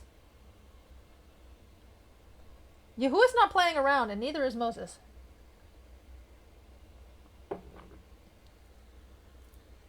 So they moved away from near the dwelling of Korah, Dathan and Abiram. Dathan and Abiram came outside and were standing at the entrance of their tents with their wives and their children and their little ones. Moses said, by this you will know that Yahuwah has sent me to do all these works, that they are not from my own heart. If every one of these men die a common death and experience what happens to all people, then Yahuwah has not sent me. But if Yahuwah brings about a new thing, and the earth opens her mouth and swallows them, everything that is theirs, and they go down alive into Sheol, then you will know that these men have despised Yahuwah. As soon as he finished saying these things, the ground split under them. The earth opened its mouth and swallowed them, along with all their households, all of Korah's people, and all their possessions. They went down alive into Sheol, they and everything that was theirs. The earth closed over them, and they were gone from among the community. All Israel around them fled at their outcry, for they shouted, perhaps the earth will swallow us. Fire also came out from Yahuwah and consumed the 250 men offering the incense. Yahuwah spoke to Moses, saying, tell Eleazar, son of Aaron the Cohen, to take the censers from the burning, because they are holy, and scatter the coals at a distance. As for the censers of these men who sinned at the cost of their lives, let them be taken and hammered into sheets as a covering for the altar. For they were presented before Yahuwah, so they are holy. They are to be a sign to Israel. So Eleazar the Cohen collected the bronze censers, brought by the ones who were burnt, and hammered them into an overlay for the altar, just as Yahuwah had spoken to him by Moses' hand. So it would be as a reminder to Israel that no one who was not a descendant of Aaron should burn incense before Yahuwah. And so no one would become like Korah and his following. You see, only the descendants of Aaron, only the Kohanim, only the priests were allowed to do these things. So if anyone else offered these things, they would be killed. Only Aaron's sons and that lineage were consecrated unto Yahuwah for those duties. The next day, the entire community of Israel grumbled against Moses and Aaron, saying, "You killed Yahuwah's people." So, even after this happens, these people in Israel have the audacity to grumble against Moses and Aaron, claiming that they killed these people. But when they gathered in opposition to Moses and Aaron and turned towards the tent of meeting, behold, the cloud covered it, and the glory appeared. Moses and Aaron went to the front of the tent of meeting. Yahuwah spoke to Moses, saying, "Get away from among this assembly, so that I may immediately consume them." So they fell on their faces. Then Moses said to Aaron, "Take the censer, put it in the fire from the altar, and put in incense. Get going and hurry to the assembly and make atonement for them, because wrath has come out from Yahuwah, and the plague has started." You see how Moses and Aaron are standing in the gap for these people? They are petitioning Yahuwah and finding a way. They're trying to protect them from the fire that's about to break and the plague that's about to break out among these people. Aaron did just as Moses had said and ran into the middle of the assembly. Behold, the plague had already started among the people, but he offered the incense and made atonement for the people. He stood between the dead and the living, and the plague stopped. However, there were 14,700 dead from the plague, besides those who died because of Korah. Then Aaron returned to Moses at the entrance of the tent of meeting when the plague had been halted. Wow. I mean, you see the earth open up. You see Korah and these people who rebelled against Moses and Aaron literally go into the earth, and the earth closes itself over them. And you still have the audacity to complain against Moses and Aaron? Lord have mercy. All right, chapter 17. Chapter 17, Aaron's staff buds. Yahuwah spoke to Moses, saying, "Speak to Israel, and get a rod from each ancestral house, 12 staffs in all, from each prince according to his ancestral household. Write each man's name on his staff. Write Aaron's name on Levi's staff, for there is to be one staff for the prince of each tribe. Then you are to place them in the tent of meeting before the testimony where I meet with you. It will come about that the staff of the man I choose will sprout. I will then rid myself of the grumblings of Israel, who are grumbling against you." So Moses spoke to Israel. Each of the princes gave him his staff, one staff for each prince according to their ancestral houses, 12 staffs in all, and Aaron's staff was among them, for the tribe of Levi. Moses placed the staffs before Yahuwah in the tent of testimony. The next day Moses entered the tent of testimony, and behold, Aaron's staff from the house of Levi had sprouted, blossomed, and produced almonds. Moses then brought all the staffs from Yahuwah's presence to all Israel. They looked at each man, took his staff. Yahuwah said to Moses, "Put Aaron's staff back in front of the testimony to keep as a sign to the sons of rebellion, so that it may put an end to their grumbling against me, and so they will not die. Moses did just as Yahuwah had commanded him. But Israel said to Moses, saying, Look, we will die. We are all lost. We are lost. Anyone approaching the tabernacle of Yahuwah will die. Must all of us die? These people don't stop. They just don't stop. He just said, put it there. Put it as a sign so that it will put an end to their grumbling against me, so that they won't die. And then Israel turns around and says to Moses, Look, we will die. We're all lost. We are lost. Anyone approaching the tabernacle of Yahuwah will die. Must all of us die? All right, chapter 18. Chapter 17 was pretty short. Here are the duties of the priests and Levites. Yahuwah said to Aaron, You and your sons and the house of your father with you will bear the guilt for the sanctuary. And you and your sons will bear the guilt for your priesthood. Bring with you your brothers, the tribe of Levi, the tribe of your father, so that they may join you and assist you, both you and your sons with you, before the tent of testimony. They are to perform their duties for you and for all matters related to the tent. They must not approach the implements of the sanctuary or the altar. Otherwise, both you and they will die. See, the Levites were only supposed to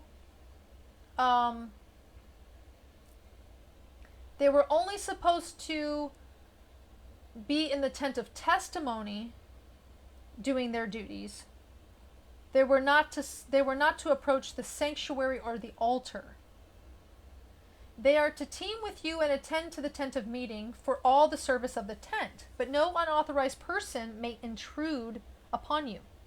So you are to attend to the sanctuary and the care of the altar, so no further wrath will fall on Israel. See, I have personally taken your kinsmen, the Levites, from among Israel as a gift for you and your sons with you, dedicated to Yahuwah to serve in the work of the tent of meeting. But you and your sons, Aaron, with you, are to maintain your priesthood for everything pertaining to the altar and inside the parochet. That's inside of the curtain. I am giving you the ministry of the priesthood as a gift.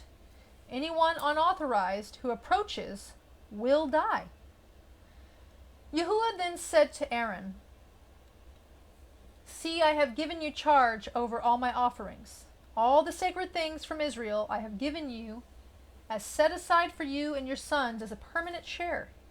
You are to have the part of the most holy things that is kept from the fire, whether grain, sin, or guilt offerings that they bring to me as most holy. They are for you and your sons. You are to eat it as most holy. Every male may eat it. It is set apart for you. This also is yours, the gift of the wave offerings of Israel. I have given you all the wave offerings as a permanent share to you. Your sons and your daughters, everyone who is clean in your house, may eat it. All the finest olive oil, the finest new wine, and grain that they give Yahuwah from their first fruits, I have given them to you. All the first fruits of the land that they bring to Yahuwah will be for yours. Anyone who is clean in your house may eat it. Every devoted thing to Israel is yours. The first offspring of the womb from all flesh, whether human or animal, offered to Yahuwah is yours. However, you are to redeem the firstborn of man and the firstborn of unclean animals.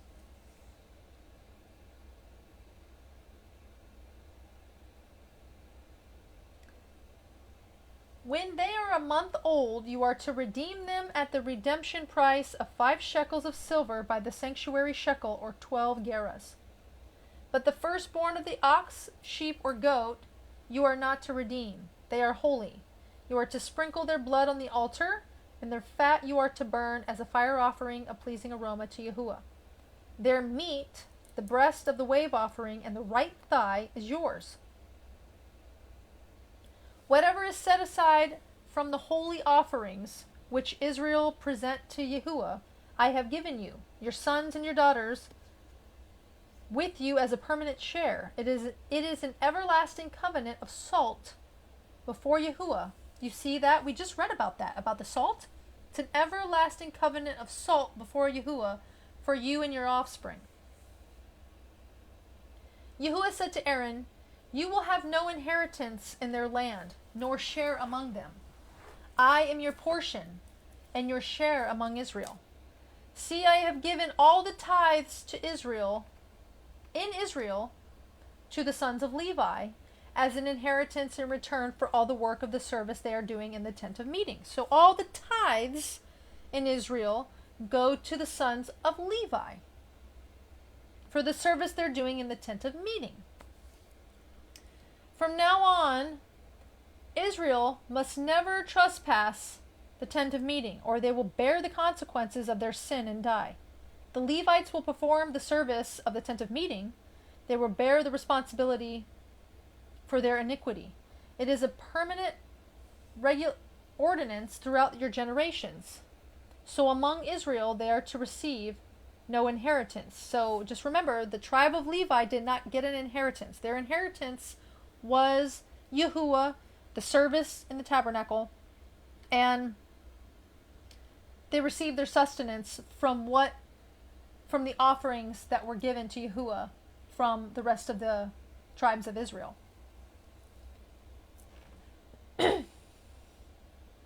For I have given the tithes that Israel present to Yahuwah as an offering to the Levites as an inheritance. That is why I said they would receive no inheritance among Israel. Yahuwah spoke to Moses, saying, speak now to the Levites and say to them, when you receive from Israel the tithe which I have given you as your inheritance, you are then to offer to Yahuwah a tithe of that tithe. So even the Levites were to tithe from the tithe that they received.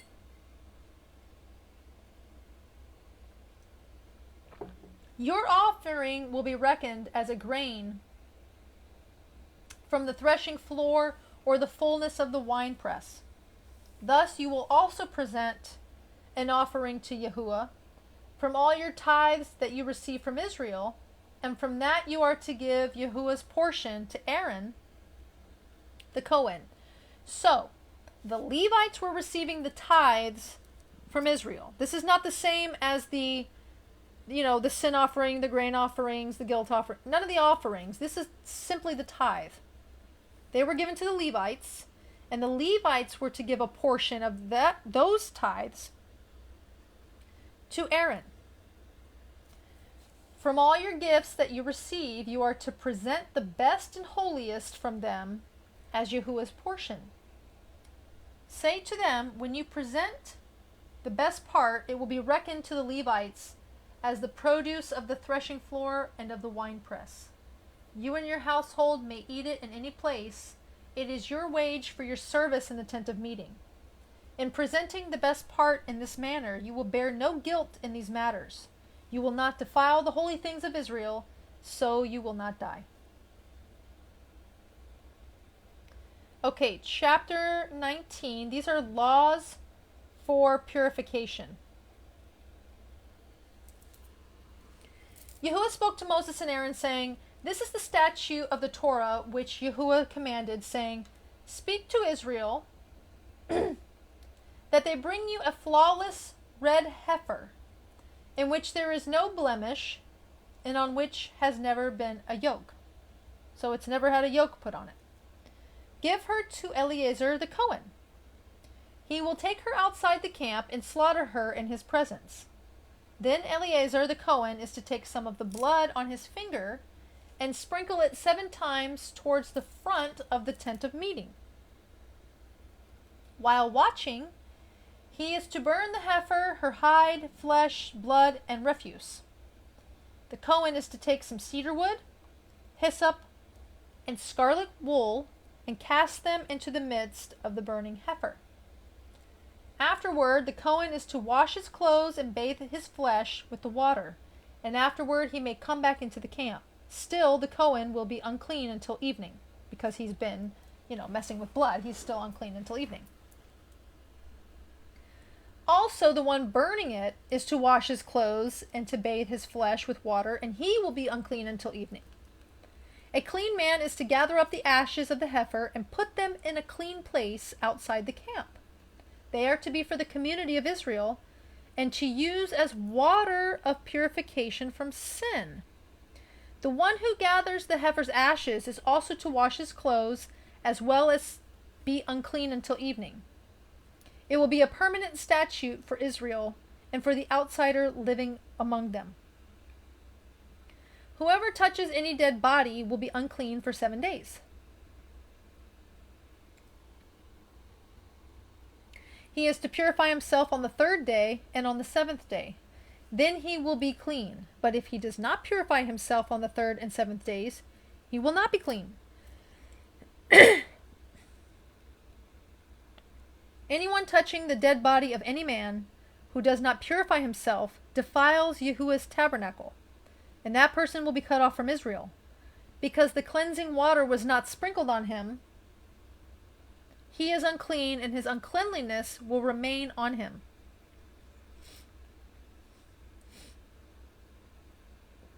This is the Torah. For whenever a person dies in a tent, so this is the law for whenever a person dies in a tent. Anyone entering the tent or anyone inside the tent will be unclean for 7 days. Any open container not having a lid fastened on it will be unclean. Anyone out in the open field who touches a dead body, whether killed by a sword or killed by a natural cause, or touches a human bone or a grave, shall be unclean 7 days. That's interesting, even touching a grave. For the unclean one, they are to take some of the ash of the burnt purification offering, that's the ash that was from the red heifer, and pour some fresh water into a jar. Then a clean person will take some hyssop, dip it into the water, and sprinkle it on the tent, all of the furnishings, and the people who were there. So the tent of the person who died, and all the people who were there, as well as the one touching the bone, the one killed, the corpse, or the grave.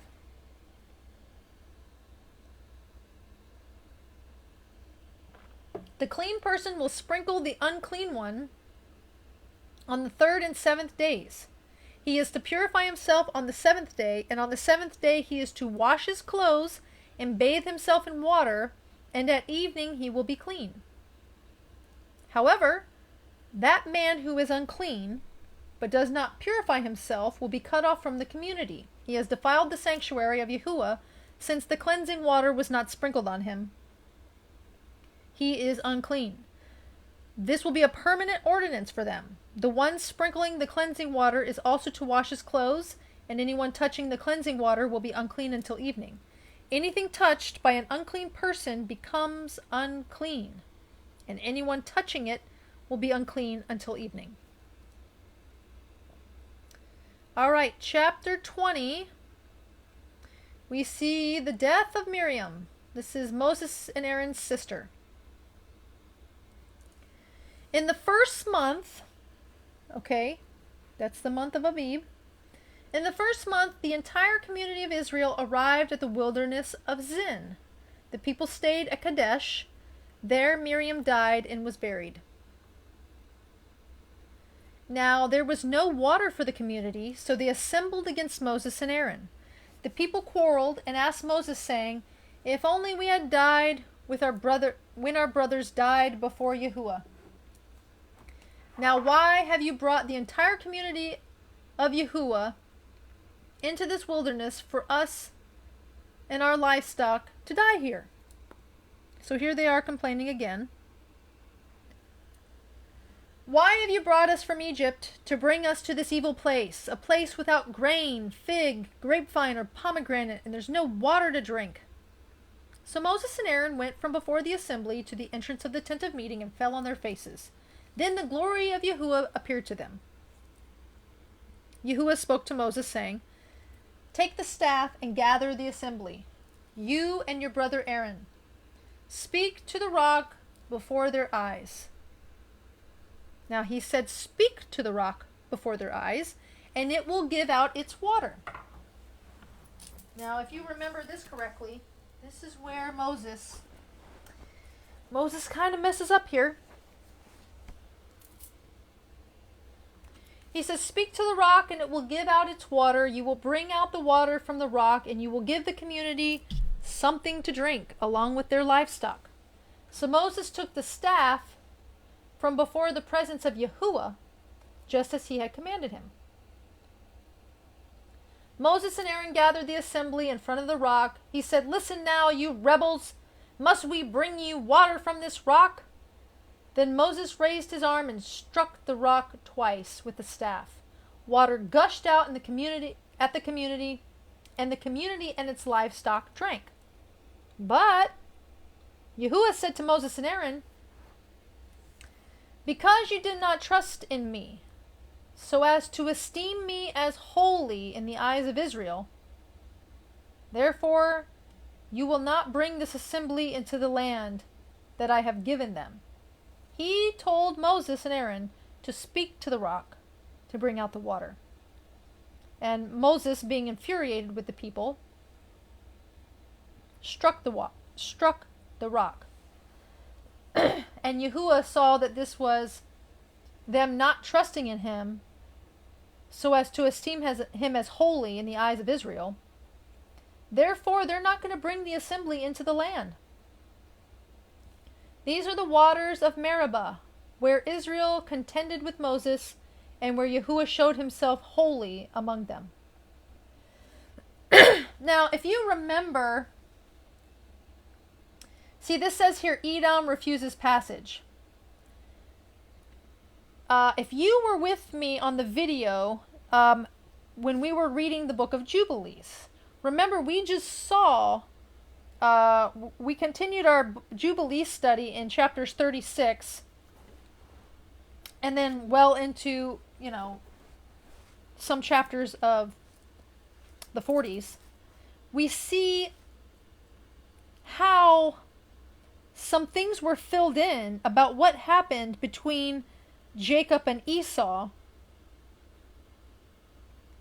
that we don't see in Genesis. Because we see in Genesis that, of course, they're at odds with each other. Esau wants to kill Jacob. We see Jacob going off. He starts a family. He's gone for some years. He comes back. And then he and Esau are reunited and they have made amends. But then we see throughout the rest of the history of Israel, this major contention with the children of Israel and Edom. And it's like, wait a minute, I thought that they had made amends.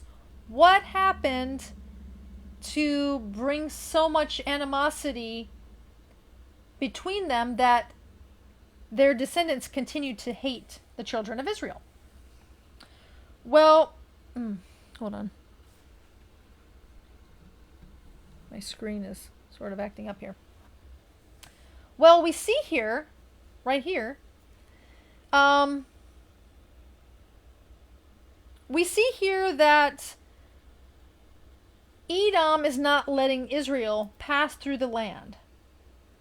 So here again, this is a long-standing hatred between Edom and Israel. And this confirms what we read in the book of Jubilees.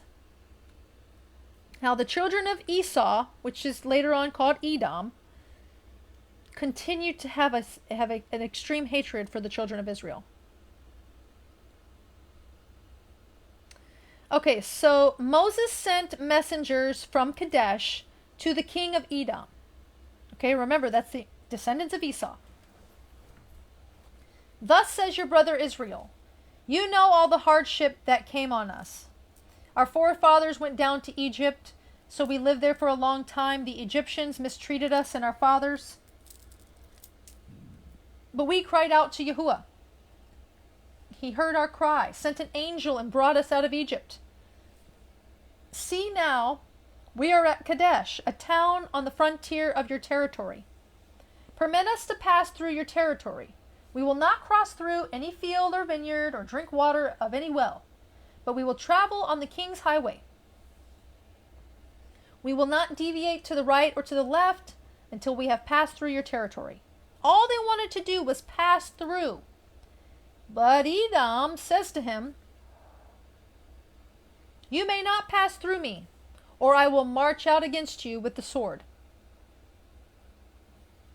Israel then said to him, we will travel on the main road, and if we or our livestock even drink any of your water, we will pay its price. It is nothing, just to pass through on foot.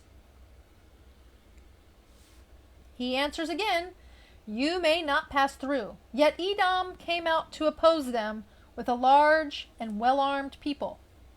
Since Edom refused to permit Israel to cross through their territory, Israel turned away from them. So they wouldn't let them simply just pass through. The entirety of the community of Israel set out from Kadesh and came to Mount Hor. Now at Mount Hor, near the Edomite border, Yahuwah said to Moses and Aaron, Aaron will be gathered to his people. He will not enter the land, which I have given to Israel, because you rebelled against my command at the waters of Meribah. Take Aaron and his son Eleazar and take them up to Mount Hor. Remove Aaron's garments and put them on his son Eleazar, and Aaron will be gathered up and will die there. Moses did as Yahuwah commanded. They ascended Mount Hor before the eyes of the whole community. Moses removed Aaron's garments and placed them on Eleazar his son. Aaron died there at the top of the mountain. Then Moses and Eleazar descended the mountain, and when they saw that Aaron had died, the entire community mourned Aaron 30 days. All right, last chapter, chapter 21. When the Canaanite king of Arad, who lived in the Negev, heard that Israel was coming along the road to Atharim, he attacked Israel and captured some of them. Then Israel vowed to Yahuwah and stated, if you deliver this people into our hand, we will put their cities under the ban of destruction. Yahuwah listened to Israel's plea and delivered up the Canaanites. They put them and their cities under the ban of destruction, so the name of the place was called Hormah. They traveled from Mount Hor along the route to the Sea of Reeds. In order to go around, they had to go around the land of Edom. The spirit of the people became impatient along the way. The people spoke against God and Moses. Why have you brought us from Egypt to die in the wilderness? Because there is no bread, no water, and our very spirits detest the despicable food. So Yahuwah sent poisonous serpents, these people still have not learned, poisonous serpents among the people, and they bit the people, and many of the people of Israel died. The people came to Moses and said, we sinned when we spoke against Yahuwah and you. Pray to Yahuwah for us, that he may take away the snakes. So Moses prayed for the people. Yahuwah said to Moses, make yourself a fiery snake and put it on a pole. Whenever anyone who has been bitten will look at it, he will live. So Moses made a bronze snake and put it on a pole. And it happened that whenever a snake bit anyone, and he looked at the bronze snake, he lived.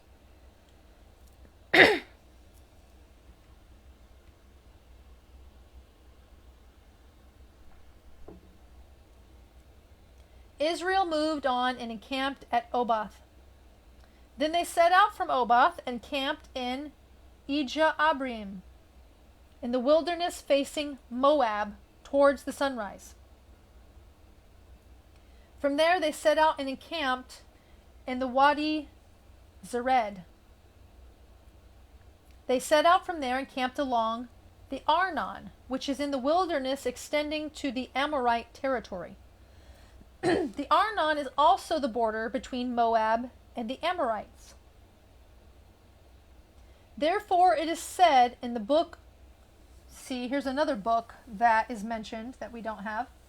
Therefore it is said in the book of the wars of Yahuwah, Vaheb and Suphah in the wadis of the Arnon, and the slope of the wadis that leads to the site of Ar, and lie along the border of Moab. And from there on to Beer, this is the well where Yahuwah said to Moses, gather the people and I will give them water. Then Israel sang this song, Spring up, O well, sing about it.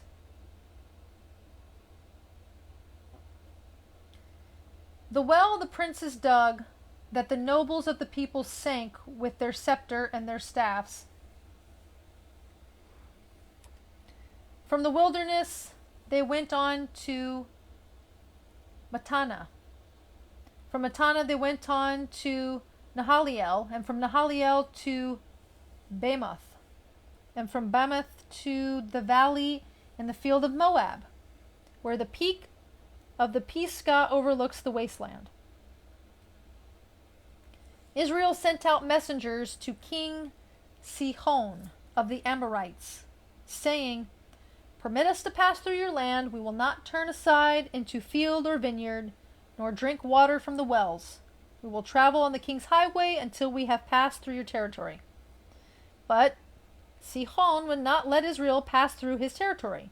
Instead, Sihon called out his entire army and marched out into the desert to oppose Israel. When he came to Jahaz, he fought against Israel. But Israel struck him by the sword's edge and conquered his land from Arnon to Jabbok as far as the Ammonites, because the border of the sons of Ammon was fortified. Israel conquered all these cities and occupied all the Amorite cities, Heshbon and all its towns. Heshbon was the city of King Sihon of the Amorites, who had fought with the former king of Moab, and had taken from his control all the land as far as Arnon. Therefore the poets say, Come to Heshbon, let her be rebuilt, let the city of Sihon be restored. For fire went out from Heshbon, a blaze from the city of Sihon. It consumed Ar of Moab, the masters of Arnon's heights. Woe to you, O Moab, you have been destroyed, people of Chemosh. He has given up his sons as refugees and his daughters as captives to Sihon, king of the Amorites. But we overthrew them. Heshbon as far as Dibon is destroyed. We have demolished them as far as Nophah up to Medaba. So Israel was living in the land of the Amorites. So they defeated the Amorites, and now they're living in the land of the Amorites. After Moses sent spies to Jazer, they captured her towns and drove out the Amorites who were there. Then they turned and went up the road to Bashan. Now Og, king of the Bashan, went out to confront them, he and all his people, in battle at Edrei. Yahuwah spoke to Moses and said, Do not fear him. I have given him with all his people and his land into your hand. You are to do to him just as you did to Sihon, the Amorite king, who was living in Heshbon. So they struck him and his sons and his entire army until no survivor was left to him, and they possessed his land.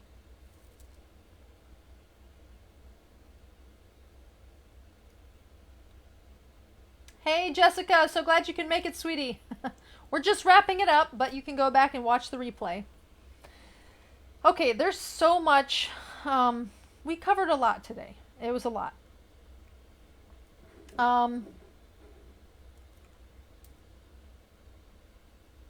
Yeah, it's already been 2 hours, so I was gonna read a couple of other things, but I'm just gonna leave that for the next study. So we're going to, I believe, we're gonna have 2 more parts in the book of Numbers. And then we're going to move on to Deuteronomy. So we're going to be doing that next Shabbat, God's willing. Hopefully around 11:30, but you never know. But that's okay. You can always go back and watch the replay when you have time. Tuesday we're going to, I believe we're finishing the Book of Jubilees. And then after the Book of Jubilees, God's willing, I believe we're going to start the Book of Enoch. Okay? We're going to start the Book of Enoch after Jubilees. So this coming Tuesday at approximately 11:30, we're going to finish up Jubilees, and then we're going to start doing the Book of Enoch. And that should be interesting too. If you haven't read it, I hope you'll join me in the Book of Enoch. It is worth studying, I promise you. God bless you guys. I hope you have a wonderful rest of your Shabbat. May Yahuwah be with you today and every day and the rest of the week.